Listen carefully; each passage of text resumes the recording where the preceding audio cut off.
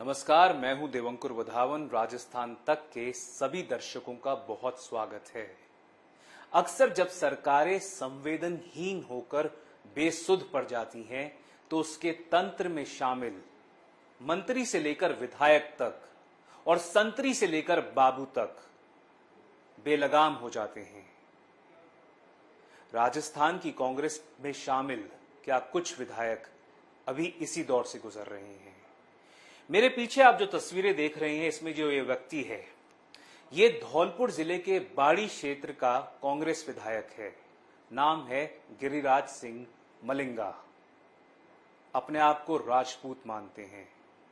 इनके ऊपर आरोप ये है कि इन्होंने जब एक वाल्मीकि समाज का व्यक्ति जो कि धौलपुर के बिजली विभाग में एईएन के तौर पर कार्यरत था, कार्यवाही करने के लिए क्षेत्र में आया।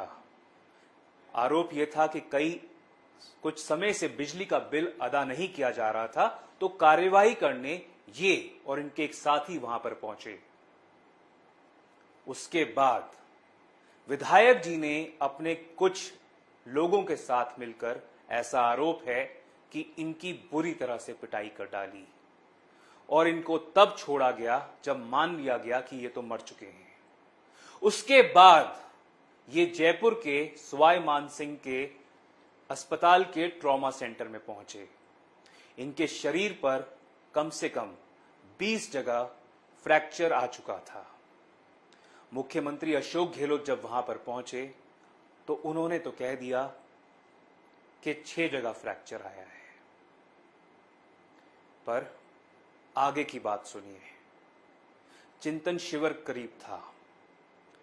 13 तारीख से कांग्रेस के आला नेताओं ने उदयपुर में मंथन चिंतन करना था। तो क्या होता है, दबाव तो पहले से ही था, पर मुख्यमंत्री जी के कहने पर विधायक जी सरेंडर कर देते हैं। और सरेंडर भी ऐसा कि उसके बाद विधायक जी जेल नहीं जाते हैं, वो जाते हैं अस्पताल। क्यों? क्योंकि उनकी कोविड रिपोर्ट पॉजिटिव आ गई। हालांकि धौलपुर के SC/ST कोर्ट ने उन्हें 14 दिन तक न्यायिक हिरासत में भेजने का आदेश दिया था, पर उसके बाद हाईकोर्ट से आदेश आ गया कि विधायक जी को बेल मिल गई। पर आप जो ये तस्वीरें देख रहे थे, क्या आपको पता है कि इसमें जश्न का माहौल क्यों है? क्या आपको लगता है कि इस प्रकार का जश्न का माहौल होना चाहिए? क्या कोई बड़ी सफलता हासिल करके लौटे थे विधायक जी?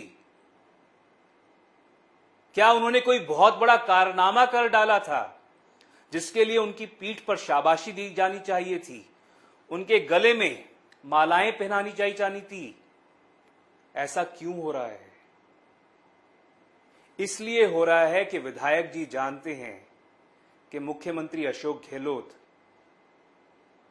उनके खिलाफ कोई सख्त कार्रवाई करने का मादा ना पहले दिखाए हैं, ना अब दिखा रहे हैं। ऐसा है, जब आपके ऊपर इतना संगीन आरोप लगे, क्या आप एक बार भी पूरे मामले में साफ गोई से अपने आप को कानून के सामने पेश किए हैं? कई हफ्ते बीतने के बाद क्यों आपने अपने आप को सरेंडर किया? उससे तो पहले आप डीजीपी पर आरोप लगा रहे थे, कह रहे थे कि ये एक साजिश है, जिसमें जसवंत गुर्जर का भी नाम आपने ले डाला और भी कई आपने बातें कही डाली। तो फिर आपने सरेंडर किया क्यों, अगर आपके हिसाब से साजिश थी तो?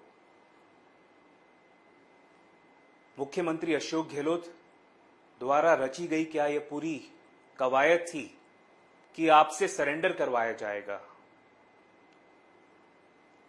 केवल गिरिराज सिंह मलिंगा ऐसे विधायक नहीं हैं जो कि अभी ये सोचे हुए हैं कि उनके खिलाफ सरकार में कोई ऐसा व्यक्ति है ही नहीं जो अपनी आवाज खुलकर बुलंद कर सके। दूसरी तरफ डॉक्टर महेश जोशी हैं। राजस्थान की अशोक गहलोत सरकार में इस समय कैबिनेट मंत्री हैं, जलदाय विभाग संभाले हुए हैं। बुधवार को कैबिनेट की मीटिंग हुई। उससे पहले कैबिनेट मंत्री के बेटे को दिल्ली पुलिस के सामने पेश होना था। इतने संगीन आरोपों के बावजूद वो दिल्ली पुलिस को चकमा दे गए, पेश नहीं हुए। क्यों नहीं हुए? क्या उनकी इस हरकत से पूरी सरकार की किरकिरी नहीं हो रही है? क्या मुख्यमंत्री अशोक गहलोत को महेश जोशी को बुलाकर सवाल नहीं पूछना चाहिए कि सच्चाई क्या है? उस लड़की ने कई संगीन आरोप लगा डाले हैं, कई बातें कह डाली हैं, जिसकी आंच न केवल रोहित जोशी तक पर उसके पिता और राजस्थान सरकार में मौजूदा कैबिनेट मंत्री डॉक्टर महेश जोशी के कपड़ों तक भी पहुंचती है। उसने सवाल खड़े किए हैं, उसने कई बातें कही हैं। डॉक्टर महेश जोशी तो बोल दिए कि मैं कभी ऐसी लड़की से मिला ही नहीं।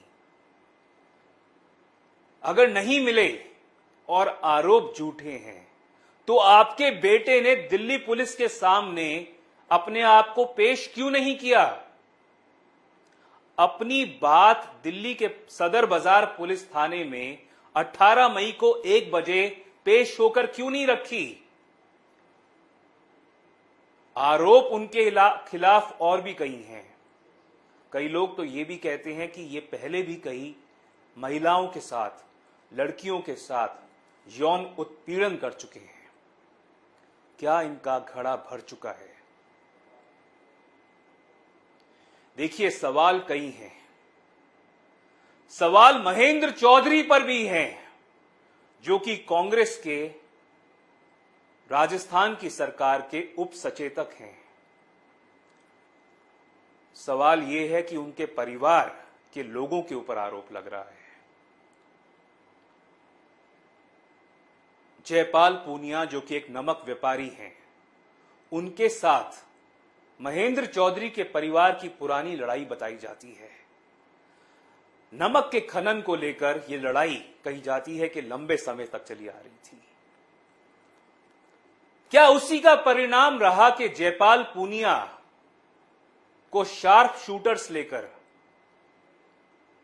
उनको हायर करके उनकी मौत की सुपारी दी गई? इस पूरे मामले में कुल 5 लोगों की गिरफ्तारी इस समय हो चुकी है। उसमें से कई लोग खुद महेंद्र चौधरी के परिवार से आते हैं। उनके बड़े भाई भी उस लिस्ट में शामिल हैं। क्या अशोक गहलोत की जवाबदेही नहीं बनती? क्या उनकी जवाबदेही नहीं बनती कि गणेश घोगरा ने इस्तीफा क्यों दे डाला? क्यों गणेश घोगरा ने चिट्ठी लिख डाली जिसमें उन्होंने कहा कि उनकी सुनी नहीं जाती है, काम नहीं हो रहे हैं? क्या यह कारण है?